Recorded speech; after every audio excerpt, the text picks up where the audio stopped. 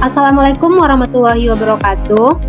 Perkenalkan, kami dari kelompok 5 akan mempresentasikan hasil tugas PJBL dari kelompok kami, yang mana topik bahasan yang kami jelaskan terkait strategi pemberdayaan usaha mikro dari aspek permodalan non-bankable pada Dinas Koperasi Usaha Kecil dan Menengah di Kota Padang, yang mana diampu oleh Bapak Hidayatul Fajri selaku dosen ekonomi politik. Sebelum kami mempresentasikan hasil tugas PJBL kami, saya dari kelompok 5 akan memperkenalkan terlebih dahulu anggota kelompok 5.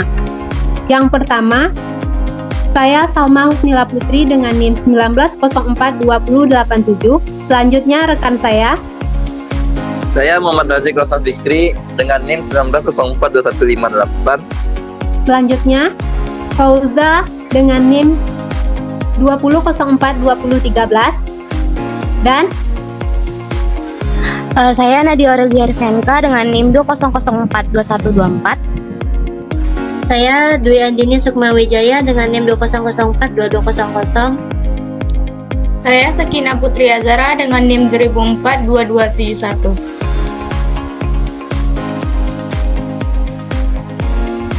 baiklah, setelah perkenalan dari kelompok kami tadi, langsung saja kami dari kelompok 5 akan mempresentasikan tugas PJBL kami. Yang pertama akan disampaikan oleh rekan saya Nadia. Kepada Nadia disilahkan.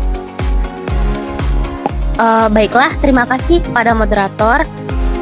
Saya akan membacakan bagian latar belakang dari penelitian ini. Latar belakang dari penelitian ini yaitu program pemerintah Kota Padang berdasarkan Perwako nomor 93 tahun 2021 tentang penyelenggaraan subsidi margin melalui Dinas Koperasi dan UMKM Kota Padang, mendukung pelaksanaan program pemulihan ekonomi nasional pasca pandemi COVID-19 di Kota Padang pada tahun 2022 dengan memberikan bantuan dari aspek permodalan dalam bentuk bantuan subsidi margin. Dengan terbitnya peraturan Kementerian Keuangan PMK nomor 85/05/2020 tentang tata cara pemberian subsidi bunga atau subsidi margin untuk kredit atau pembiayaan usaha mikro, usaha kecil dan usaha menengah. Maka pada tahun 2021 terbitlah peraturan Wali Kota Padang nomor 93 tahun 2021 tentang penyelenggaraan subsidi margin, dan kemudian dilakukan revisi nomor 19 tahun 2022 tentang perubahan penyelenggaraan subsidi margin khusus pada pasal 12. Di penelitian ini terdapat permasalahan. Yang pertama, terperangkap rentenir, yang kedua melakukan pinjaman online, dan yang ketiga meminjam uang di bank keliling. Selanjutnya saya kembalikan kepada moderator. Baiklah, terima kasih kepada Nadia yang telah menyampaikan materinya. Materi selanjutnya akan disampaikan oleh Fauza. Pada Fauza disilahkan. Selanjutnya rumusan masalah.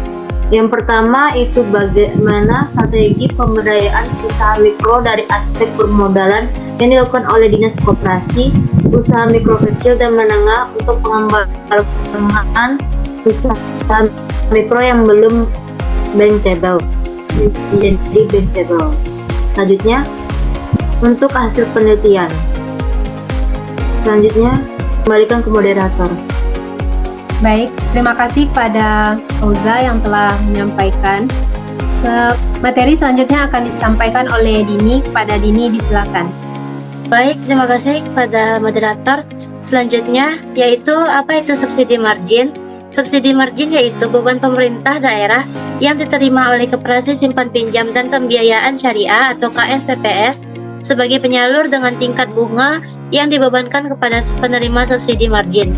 Pemerintah Kota Padang memberikan bantuan dari aspek permodalan non-bankable dalam bentuk bantuan subsidi margin yang berawal dari masa pandemi COVID-19 karena banyak usaha mikro yang kolaps dan terlilit hutang dengan rentenir maupun pinjaman online yang menjadi masalah bagi pelaku usaha mikro. Sebelum berdasarkan pendataan yang dilakukan oleh Dinas Koperasi dan UMKM Kota Padang, tercatat pelaku usaha di Kota Padang yang didominasi oleh pelaku usaha, diantaranya yang pertama yaitu kerajinan sebesar 4,4%, Dan bidang yang terbanyak yaitu bidang retail yang itu sebanyak 62,1%.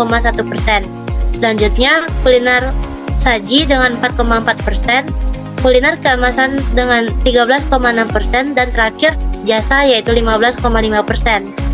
Baik, sekian. Terima kasih. Saya kembalikan kepada moderator. Terima kasih kepada Dini yang telah menyampaikan materinya. Materi selanjutnya akan saya sampaikan sendiri, yang mana terkait syarat pelaku usaha mikro dapat meminjam ke KSPPS. Yang mana syarat yang pertama yaitu setiap pelaku usaha UMKM harus memiliki nomor induk berusaha atau NIB untuk membuktikan legalitasnya sebagai seorang pelaku usaha mikro. Yang kedua, pelaku usaha tercatat sebagai anggota koperasi. Yang ketiga, pelaku usaha mikro tercatat sebagai binaan koperasi UMKM. Dan yang keempat, peminjam tidak boleh berlaku untuk konsumtif, tetapi peminjaman boleh untuk modal atau bahan baku usaha. Materi selanjutnya akan disampaikan oleh Saudara Razik. Kepada Saudara Razik, disilakan. Selanjutnya, strategi pemberdayaan usaha mikro dari aspek permodalan. Yang pertama, terdapat 61 KSPPS di Padang sebagai koperasi penyalur subsidi margin. Yang kedua, peminjaman 0 sampai 5 juta rupiah ke KSPPS tidak dikenakan bunga. Yang ketiga, ada peminjaman di atas 5 sampai 10 juta dikenakan bunga 10% ditanggung pemerintah dan 8% ditanggung permohonan. Yang keempat, anggota KSPPS Kota Padang berjumlah 1.737.937 orang pelaku usaha mendapat subsidi margin pinjaman 0 sampai 5 juta dengan total sebesar 678.500. Sementara 770 pelaku usaha tidak mendapat subsidi margin pinjaman 5 sampai 10 juta. Terima kasih kepada Razik yang telah menyampaikan materinya. Materi selanjutnya akan disampaikan oleh Sakina. Kepada Sakina, disilakan. Terima kasih kepada moderator, yaitu materi selanjutnya faktor penyebab usaha mikro di Kota Padang belum bankable. Yang pertama yaitu kriteria kelayakan usaha kecil yang ditetapkan perbankan belum merupakan salah satu kendala utama untuk memperoleh dana pinjaman dari bank. Yang kedua, selain itu juga menjadi lebih sulit jika usaha yang dilakukan oleh pelaku usaha mikro yang memiliki risiko dan tidak pasti. Yang ketiga, pelaku usaha mikro yang tidak memiliki bangunan yang setara dengan peminjaman yang ingin diajukan. Yang keempat, tidak ada keberanian pelaku usaha untuk mengajukan peminjaman uang ke bank karena takut bahwa usahanya belum mampu untuk berkembang. Yang kelima, persyaratan yang diberikan pihak bank yang terlalu banyak dan proses kepengurusan pinjaman yang berbelit-belit sehingga pelaku usaha tidak mengerti. Yang keenam, skala kapasitas usaha mikro. Usaha mikro sering memiliki skala kecil dan kapasitas operasional yang terbatas. Yang ketujuh, rekam jejak keuangan yang lemah. Banyak usaha mikro tidak memiliki catatan keuangan yang memadai atau sistem pembukuan yang baik. Yang kedelapan, kurangnya jaminan atau agunan atau lembaga keuangan seringkali mengharapkan adanya jaminan atau agunan untuk memberikan pinjaman kepada usaha mikro.